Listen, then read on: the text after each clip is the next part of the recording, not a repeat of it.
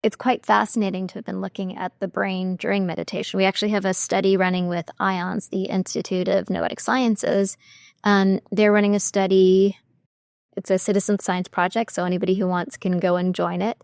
It's inside the Muse app, and they're doing 4 different practices: non-dual, compassion, focused attention, and then a control. So 4 different practices, and looking at the differences in brain state in each of those practices. Because it's amazing how subtle these shifts can be, not just from person to person, because we all practice a little differently, but within each type of meditation, each construct, there is its own neural signature.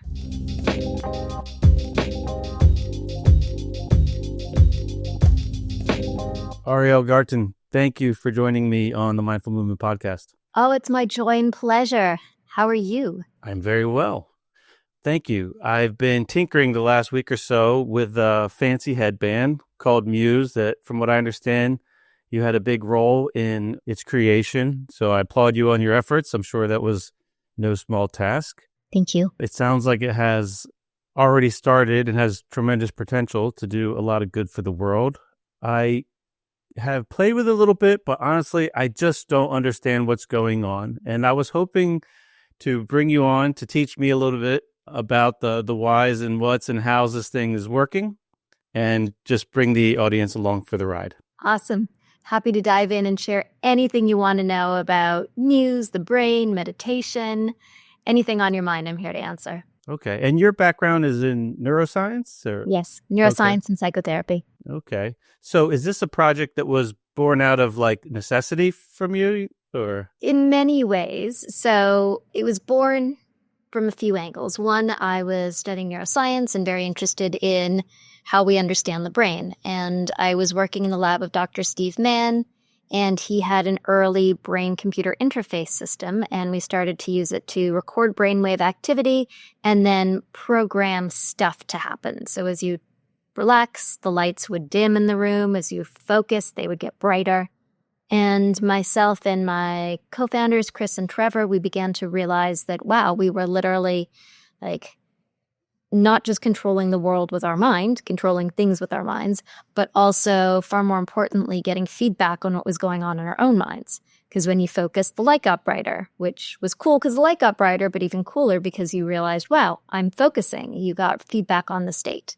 Okay. And so over time, as we tried to figure out what's the best use of this technology, we recognized it was to help people meditate, because most of us go through the experience of not knowing what's going on in our minds while we meditate, or not really knowing how to do it. And here we had a key, a tool that could really be a mirror for your mind and its state. Okay. So more broadly, that's referring to biofeedback, the fact that you're getting information in real time based on what's going on in your brain. Exactly. And even more specifically, that's neurofeedback. So biofeedback is getting information about what's going on in your body, could be your brain or your body. And neurofeedback is specifically giving you information about what's going on in your brain and its activity. Okay. Let's get into the waves. So it's tinkering with brain waves. It's reading brain waves. It's reading the activity of your brain and then making adjustments so that you are mirroring back, adjusting to what the information you're getting.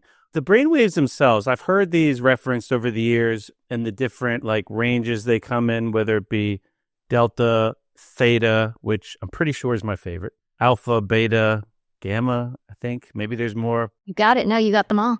Are these electromagnetic frequencies that our brain is emitting? Sure. Let me take it all the way back to the beginning for you. So our brains have electrical connections between the neurons. So neurons are the cells of your brain, and they're specialized and different than the cells in the rest of your body because they communicate to one another through electrochemical interaction. So you have chemicals that are crossing the gradient ions, charged particles that cross the gradient, the cellular membrane between the intracellular fluid and the neuron itself. They goes down the axon or the dendrite. And as this chemical change happens, because these chemicals are charged particles, it's also creating an electrical change. So our neurons communicate by sending electrical information from one to the other. And it turns out that the sum total of all of this electrical communication in our brain can actually be read from the surface of the head, and those are referred to as your brain waves. And it's kind of like you're listening to a symphony. So in a symphony, you have lots of different instruments. Some of them are playing the same thing together. Some of them are playing counterpoints. Some are, out of tune, a little bit out of the picture. But it all comes together to generate this audio, which is an electrical acoustic experience, to create this audio experience, this electrical experience that you can read on the surface of the head. So in the same way that when you're listening to the radio, all of the sound that was made by that orchestra is picked up by a microphone, generally digitized, and then sent to you so you can hear it somewhere else and interpret it. So too with your brain. We have electrodes, which are basically just pieces of metal that pick up the quiet, subtle electrical changes on the surface of your head that result from the electrochemical communication between your neurons. And we can then interpret that information. Now, the information that we get from your brain waves is still quite basic, and the way that we think about it is still pretty basic. So we're not looking for specific pieces of information. What we're looking for is grand shifts in state. And the brain waves that you referred to, delta waves are very, very slow waves, and those primarily happen when you're asleep. So when you see the brain shift into delta, that is the marker that, this brain is now sleeping. Theta waves are slightly faster, and they are the state that you're often in when you're kind of like daydreaming, for example. Alpha waves are a state that both references calm and focus. So alpha is a great state to be in because you're probably calm and focused and like really engaged in activity. Beta waves are faster, and they're typically when you are cogitating, thinking, have a busy mind. High beta tends to associate with anxiety because it's very busy thinking. And then the role of gamma is not totally clear. We used to think, we being neuroscience community, there used to be a theory that gamma waves possibly bound all of your perceptions into conscious awareness. It's called the binding principle. That has since been dispelled. So we're still not totally sure the overall role that gamma plays, but it's there and it's doing something. Okay. So are brain cells basically communicating to each other or the neurons with these waves, and then our devices are just picking up on what that conversation is? Or is it just the wave is a byproduct of the activity and we're just reading, and because of that picture, that orchestra that's coming out, we can get a sense of what the state of the mind is, and then we can kind of nourish it to go one way or another way with different techniques? You totally got it. So the brain waves are a byproduct, and we can then use that information to, as you say, nourish it and encourage it. So when we see the brain, for example, in the act of meditation, you tend to have a greater increase in alpha wave activity. There's a few other things that happen, but primarily of a huge sort of synchronization of your brain activity into alpha.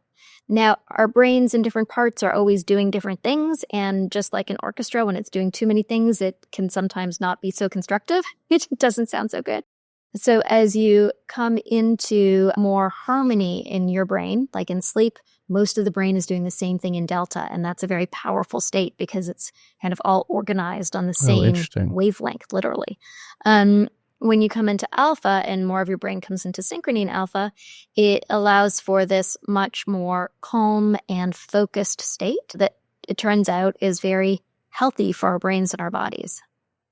And so by giving neurofeedback, when your brain gets into that state, if you have a tone or a sound or something that plays that's like, hey, this is good, this is the right state, your brain is more likely to stay there, more likely to learn what that state is like and to be reinforced and rewarded for going into that state. Okay, that seems like a great explanation. I used to, years ago, I got sick back in like 2017. I got Lyme disease, and I had a real rough go at it for like a couple of years. And there was a period where I went to this like wellness clinic. There was like a membership program. You'd go a few times a week, and they had all these different things to do. That all these like different like healing modalities. Yeah. And one of them that I did for a portion of the year was some kind of neurobiofeedback thing. And it was so cumbersome. And it was interesting. I didn't really understand how it was working at the time, but it was like this expensive apparatus there was a computer, a tech involved, you had wires hooked up. And it seems like this is like the personal pocket version almost of this elaborate, expensive thing that's like super convenient that everybody could just have in their house. I used to like have to drive a half hour, sit in a chair with a tech get help. And this, I feel really spoiled. I feel like I have that whole contraption in this like very easy user interface in my house now that could basically fold up and put in your pocket. That's true. It's accurate. That's exactly what we've done. So for anybody watching the video who may be wondering what we're talking about, this is the device here. It's Muse. For those of you not watching the video, you can go to choosemuse.com, CHOOSEMUSE.com, and take a look at what we're talking about. You can see pictures there. So it's a slim little device that has EEG sensors on the forehead and behind the ears. Slips on just like a pair of glasses, and it tracks your brain activity and then is able to give you real-time feedback on your state during meditation to help you know when you're meditating and then encourage your brain to stay in that state and do it more often. And the one I got looks a little different. It's the Muse, it's a different model. It's a Muse S. Yeah, there it is. Exactly. So it's more of a soft headband. It's really flat. It fits the head pretty comfortably. So that's not sending anything into the brain. That's just reading the brain's output. Or that's one step of what it's, okay. Exactly. So it is just reading what your brain is doing and then interpreting that into audio. And then you're hearing that audio, and by hearing the audio, you're literally hearing the sound of your own mind. So in our meditation experience, the metaphor we use is your mind is like the weather. So when you are focused in meditation state, you're hearing really quiet, gentle sounds. And then as your mind starts to wander away into thought and you leave your meditation, you hear your mind get stormy. The weather is picked up. And so you hear the sound of storm or rain, and then that becomes your cue to bring your brain back to quiet, focused attention. You'll hear the music get quiet. And then if you're really quiet and focused, you're going to hear some birds chirping, and that is all very reinforcing to your brain. So it both gives you the feeling, I'm like, oh, my mind's wandering and stormy, got to come back to my meditation. Ah, it's calm, this is nice. And then when you're really in it, the little birds chirp, which is a separate reinforcement to your brain to stay like, yep, this is the right state, stay there, stay there. And it feels really good and really rewarding. And as it turns out, it helps you both start your meditation practice if you've never meditated before and enhance your meditation practice if you have a solid one much more effectively than meditation without a device. Both ways are good, but with Muse, it gives you a new set of insight or guidance as to different kinds of meditation and how to get your brain and body there. Yeah, I could see that. It's interesting. When I was using it and looking at the screen in real time, I don't know what function it was, but you could kind of see the map of all the wavelengths. It's like lightning fast. I mean, the act of looking at your screen to see will change your brainwaves, or like blinking, or like just taking a more like intentional breath that's like deeper, and you'll see adjustments happen. It's pretty wild. So when you say, so the thing is trying to guide you with these sounds, is it like a, what template are you using? Like, is it basically something that's just born out of the research of what the like ideal configuration or orchestra that your mind is putting out for a given activity? And then when the orchestra like is playing a song kind of outside of that, it's just nagging you essentially. It's like giving you a reminder with the thunder or lightning or the stormy weather, just to encourage you to change. And then I guess part two of that is, what is it encouraging you to do? To like, when you say come back into meditation, are you talking about like getting back into the observation of the breath? Yeah. So we have different meditation styles inside of Muse. The most common one is Muse Mind Meditation, which is a focused attention on the breath practice. And so when you are focused on your breath, internal sensory focus, single point, strong meditation, shamatha state, then you are going to hear these calm and peaceful sounds. And that's the state we're reinforcing. And then when you begin to mind wander, that's when the audio picks up again. So it's very clearly giving you the distinction between mind wandering, i.e. not meditating, or being back in focused attention on the breath. And this could be focused attention on any part of your body, but you're, single-pointed, clear, focused, concentrated attention on one thing. That's wild. So when you're single-pointed focused, that just creates across like the species the same like configuration of the orchestra, if you will.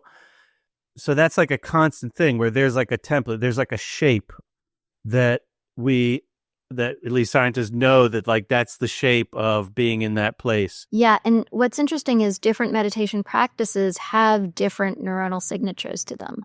So, the focused attention activity and the focused attention algorithm of knowing when you're in focused attention versus mind wandering is really specific. And when you're doing a different style of meditation, it doesn't necessarily map. So it's quite fascinating to have been looking at the brain during meditation. We actually have a study running with IONS, the Institute of Noetic Sciences. They're running a study. It's a citizen science project, so anybody who wants can go and join it. It's inside the Muse app, and they're doing 4 different practices: non-dual, compassion, focused attention, and then a control. So 4 different practices, and looking at the differences in brain state in each of those practices. Because it's amazing how subtle these shifts can be, not just from person to person, because we all practice a little differently, but within each type of meditation, each construct, there is its own neural signature. Interesting. Do you feel that there's certain styles that will be interpreted that like are just better for certain types of personalities, or will it be more of like whatever the task is at hand, or what state you're in, or what state you're looking for? Like, do you think there's individual variability where there'll be some consistencies across certain populations where like these type of people that have these types of personality traits could really use this style of meditation, and we know that because it like balances out their typical configuration of the orchestra, if you will. So Does that's that a make good sense? question, because that leads to the question of what is optimal, and what is optimal really depends on each person and who they want to be and how they want to be. Right. I was actually thinking about this morning as I was walking home. I was thinking about how I first got into meditation and why we built Muse, and part of the goal of building it is to make the world a better place by building people who are able or enabling people to be more self-aware, self-conscious in a positive way, conscious of the self, conscious of your impact on others, and thus more inclined to build positive pro-social societies. And, in my mind, to a certain degree, an answer to war was meditation. If you're able to actually get in touch with your motivations and the fears that drive you, maybe you won't be so driven by these fears to try to, harm others and steal their land. But it occurred to me that, not focused attention meditation alone isn't going to get you there. There's lots of people that used focused attention meditation just in order to make themselves more productive, which is totally a great thing to do, but also it means that you're missing out on the heartfelt side. So, a compassion meditation, for example, and thinking like, what are we missing in this picture? Why meditation does not solve this clearly, but also what's missing. And certainly compassion practices, Tanwen meditations that are heartfelt are another side of the coin, and probably very helpful for people who, may not naturally have that sense of compassionate self-connection or compassionate connection to others. Gotcha. And I didn't spend a ton of time with the toy yet, but it seems like the software that you interface with it has a lot of different stuff. Like there's a pretty big library, so you could tinker with lots of different styles. And I think I saw some sleep functions in there too. I had a question about the sleep thing. I haven't tried that yet. Does that mean, how are you supposed to respond to sounds that you hear of weather if you're trying to sleep? Cool. So sleep is quite amazing. How we got to building a sleep tool is people were using their Muse meditation tool. And as you said, we have many, many different styles of meditation inside the Muse. And so they were using their Muse to help them fall asleep. And they were reporting that they fell asleep faster and they had better sleep and less anxiety. And so we went and actually built a purpose-built device, which is the Muse S for sleep, S for soft. And we built that in order to help people fall asleep and stay asleep. And we were actually able to build something that is as effective at tracking your sleep as a sleep lab is. So it's widely used by scientists to do at-home sleep studies, as well as consumers to track their sleep, like literally like a sleep lab can. And we built these beautiful biofeedback experiences that are different than the meditation ones. And we built something called the digital sleeping pill. And it's tracking your brain activity as you move from wakefulness into sleep. And it's adjusting the audio in a way that's designed to help you fall asleep faster.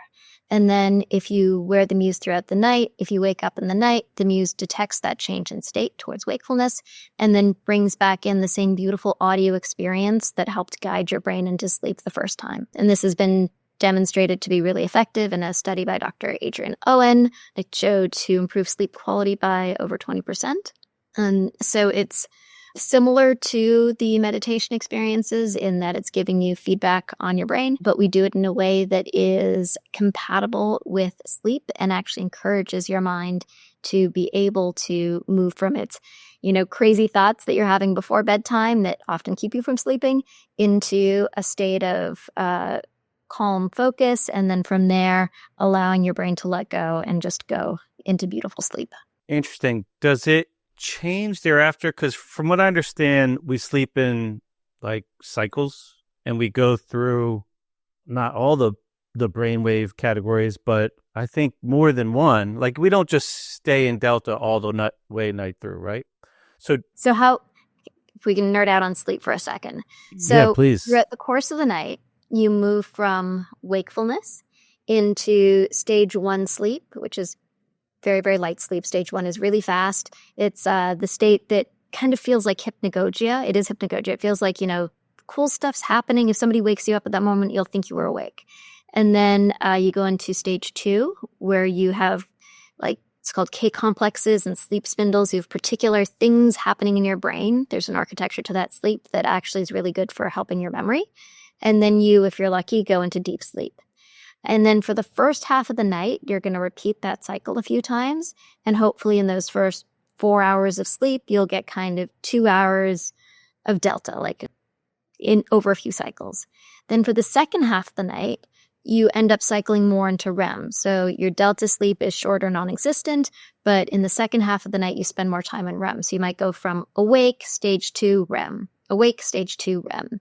And we're used to having these very, very short awakenings that you won't remember in the morning through stage 2 and then into these wonderful dreams if you're lucky.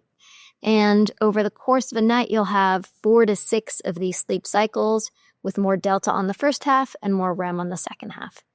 And so what Muse does is it helps you in that transition from wakefulness through to N1 sleep, the first stage, and then down into N2, and then it shuts off. And so it lets you then naturally go through your cycles. And if you wake back up in the night and are unable to fall back asleep, you're awake and now, oh geez, you're awake, the Muse will bring in an audio experience that will guide your brain back through into N1 and down into sleep. Really? So it will sense if you wake up and then start again. Yep.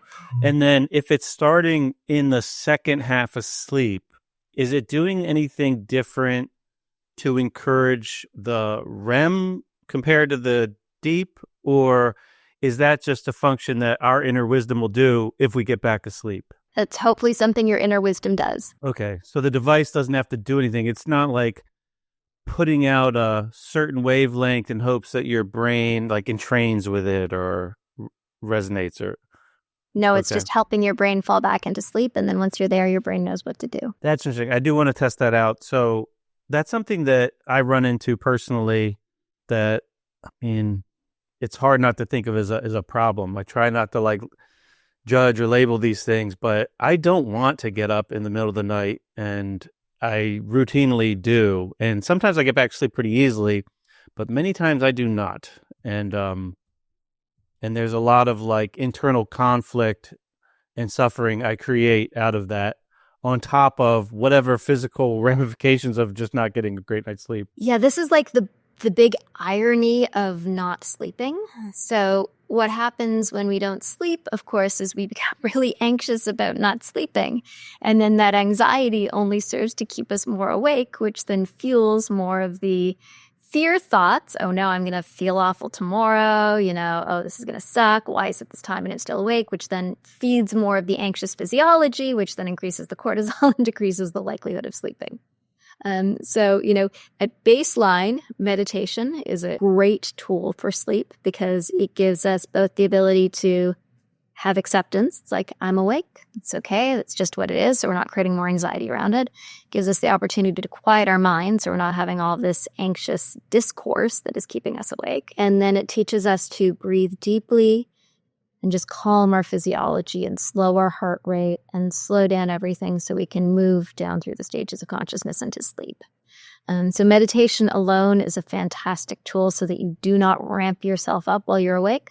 Just take that equanimity. I'm awake. It is what it is. In the next moment, it may be different. Yeah, I got into a phase where I started to celebrate it and like totally change the story I was giving myself about it. And I was like, oh, the world is asleep and I'm awake. This is my time. I'm going to go, take a bath or smoke weed or eat a snack. It's like, I treat it like a little personal party so that I wouldn't get upset. That's a great attitude to have. I will remind listeners that doing things like having a snack in the middle of the night then trains your body into thinking it should be awake. So, in general, that's probably not the best approach, but maybe a helpful one that you employed at that moment to help reframe your relationship to not sleeping. Well, it can calm down. If you're up and cortisol's high, I know that, if your blood sugar is low, then having some food could settle that down. And I find that it can help me get back to sleep quicker. So sometimes I do that. I've been known to open up the thing of ice cream at 3:30 and not regret it. And moving forward, there may be other choices available to you. So I meditation. don't know. I think ice cream is a superfood. It is.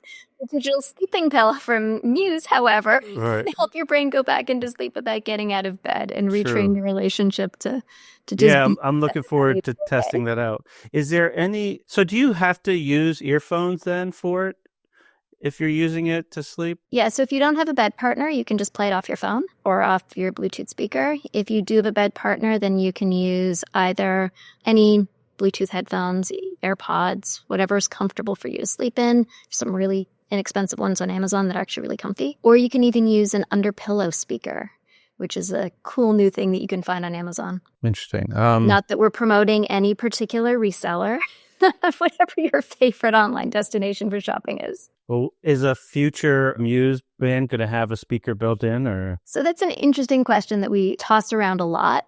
To date, we have said no, because as soon as you start putting in audio, it starts to potentially become uncomfortable. And the Muse is super comfy to wear, and we don't want to disrupt that. Yeah. And two, because a lot of people already sleep with headphones because they're used to going to sleep listening to music, or you're particular about the kind of audio that you like.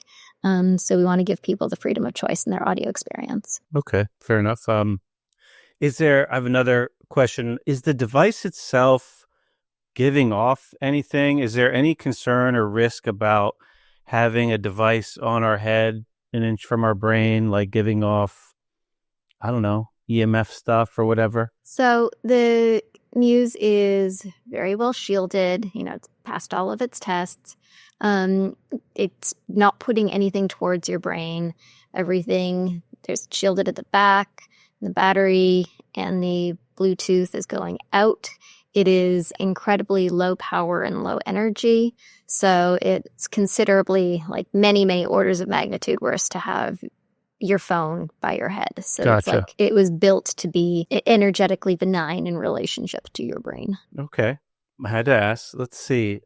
So Valid question. It sounds like you mentioned research. So this tool is actually being used within the realm of research. In what capacity? Like, what are they trying to figure out? Oh, it's amazing. Okay, so the first Muse came out in 2014, so it's now been out for over a decade. Like in 2014, there was a brain sensing headband that could help you meditate in Best Buy. It was a little before its time, but its time has come. And as a result of that, there have been over 200 published research papers with Muse. So researchers use it both as an EEG, and they've done things like detected stroke in the emergency room in 3 minutes or less using Muse. They've sent it around the world to be able to gather brain data in places where there may not be access to EEG equipment. And it's also been used as a meditation tool in a lot of studies. So typically when you're running a study with meditation in it, it's really hard because like you can tell the participants to go home and meditate, but like, are they really meditating? How long did they meditate? What style of meditation?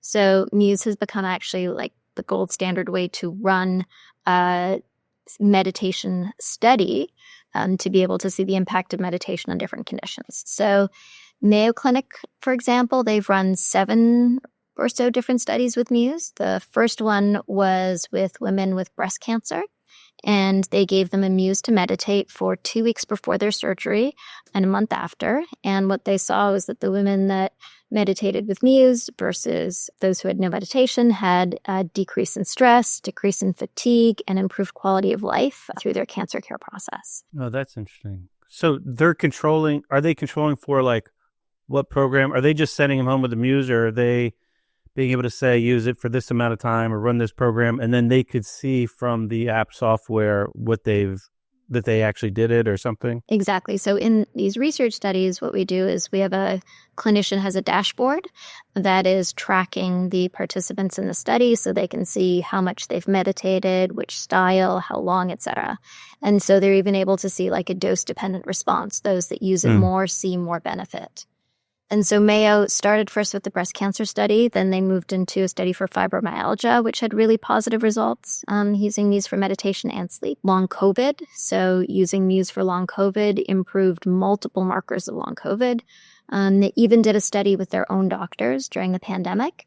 So they gave 50 of their physicians and healthcare practitioners Muses, I think about 40 of them, sorry.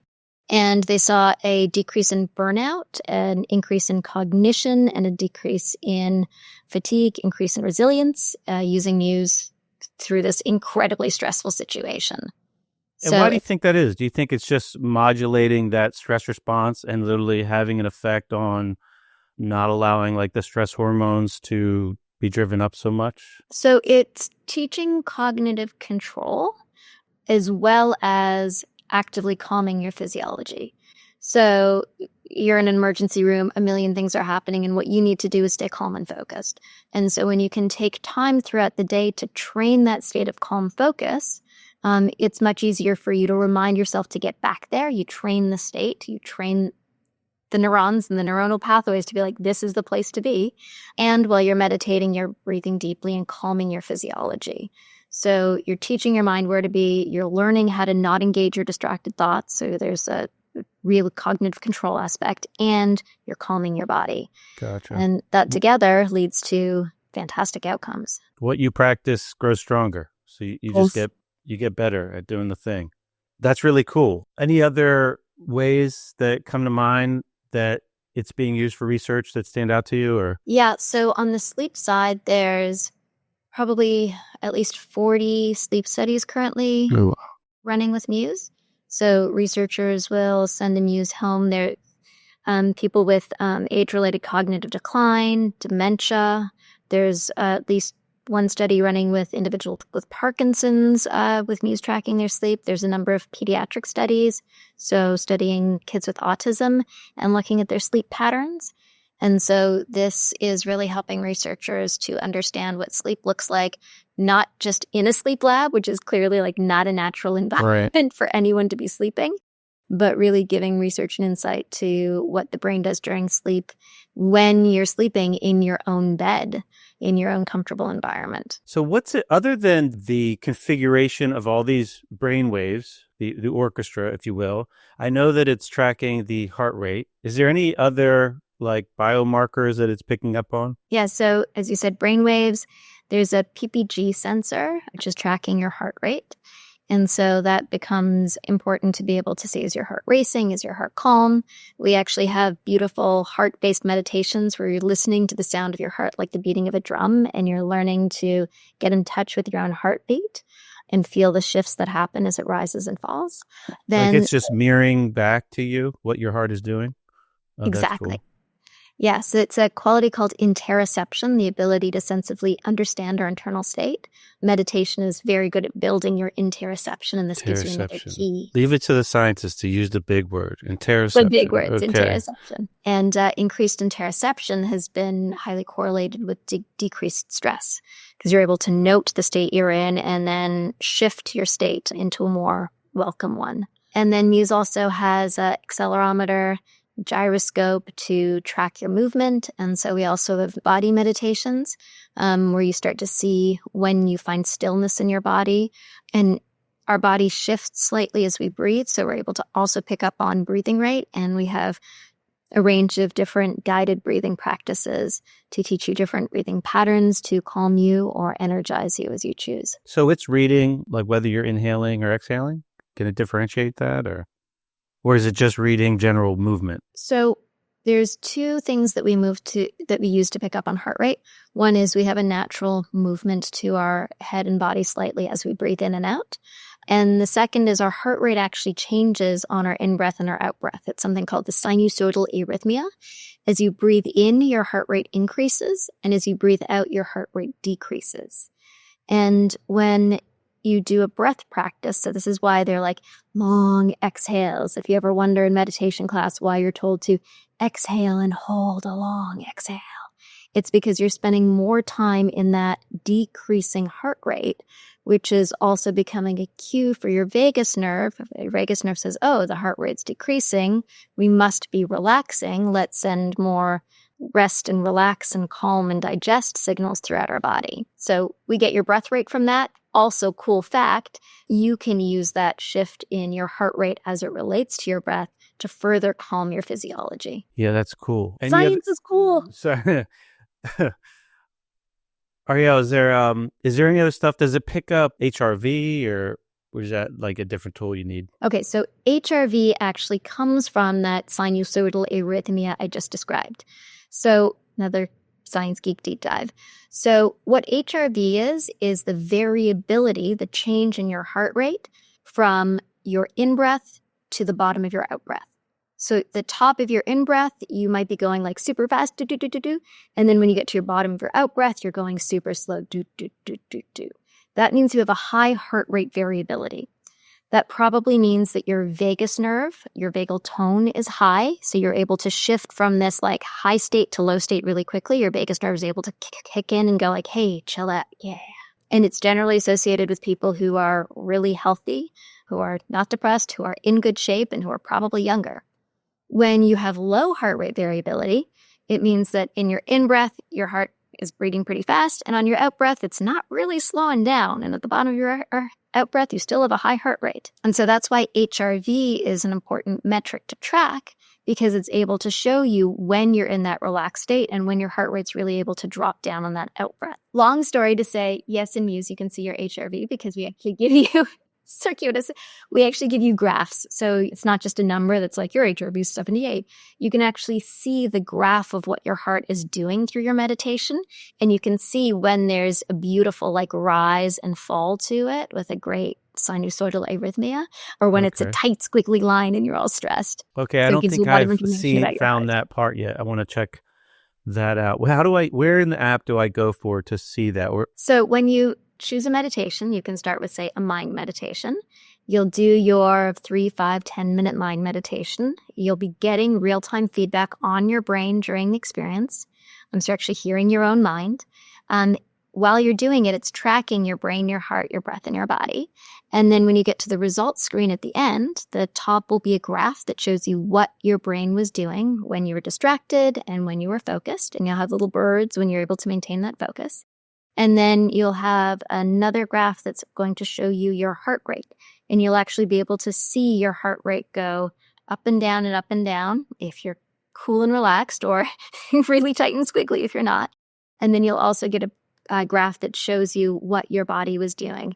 You know, when you were moving, when you were still, and you can look at the graphs and start to actually correlate and get this full picture of your mind and body during the experience, which then gives you further feedback and insights about where you're at and can inform decisions that you might want to make. Like, what do I need to take myself to another step of relaxation? Like, oh, this is interesting. Oh, when this thought came in halfway through, then I could see that like disturbed my heart, like a little spike in my heart rate and start to get tight and swiggly. Get to know yourself a little bit. Yeah, you get to know yourself. I have two more questions, and I know we're coming towards the stop time here. One is, can this be layered, like the audio? Like we have a YouTube channel where my wife has 500 guided meditations. Can someone listen to their favorite meditation outside of the app and layer the birds in the storm on top? Totally. So we have a feature called Biofeedback Plus, or external audio. And with a subscription, you get access to actually anything on the internet. So you can use it with YouTube, all of your wife's beautiful meditations, even Headspace or another app if you want. And you can get both the biofeedback layered on top of it and the tracking. So you'll be able to see what your brain was doing, as well as your heart and your body, while listening to any content. Okay, good to know. I will check that out. And then my last question is, how do you use it? Like, what's so your many ways. Ritual or whatever, your routine? Okay, so because it does so many things, there's lots of fun ways to use it. So I try to do a 10-minute meditation in the morning. I don't always have time because I have a 2.5-year-old who is going to wake up when she wakes up, and it's unrelated to my choice in life, which is fine. I submit myself to that one deliciously. And then I get my meditation time in the evening, where I usually do a focused attention meditation. And then I use the guided audio in the app throughout the day, sometimes even without the Muse. If I want a shift, I'll put on some of our meditations. And then you can use it to track my sleep. I am a very good sleeper, so I don't actually need to use it to fall asleep because I fall asleep instantly. But on nights when I know that that I might wake up and therefore might not fall back asleep, like if my kid is sick and I'm anticipating I'm going to need to, get up to see them in the night, then I'll wear Muse overnight so that I can help myself fall back asleep. And that's like a godsend. So you use it a lot. Yeah, of course. Ariel, I really want to thank you for taking the time, and I'm grateful that you guys created this thing, and I've really just started to taste it a little bit, and I'm looking forward to exploring more of these functions that it has. ChooseMuse.com/mindful for the folks. If you want to check it out, I recommend checking it out. It's a pretty nice piece of technology, and it's a good price point. It seems very accessible, and it's not bulky. It's not cumbersome. I really like how convenient, I guess, you guys made it. It's really nice. Is there anything else, Ariel, you would like to add before we wrap this up? Yeah, just, my goal in life is to help people live healthy, happy lives free of the difficult discourse that can be in our minds that can make us feel less than or not good enough. And so whatever tool you use to get yourself there is wonderful. So I'm grateful that you have this podcast that encourages people to meditation and opens them to new styles and ways to think about it. So thank you very much, and sending my love to everybody who's listening. That's awesome. Well, my pleasure. Is great to meet you, and I hope our paths cross again sometime. For the listeners, always great for your listening. Please check it out. Again, ChooseMuse.com/mindful. And if you know somebody you think could benefit from it, please share the episode so they can learn more. I hope everybody has a great day.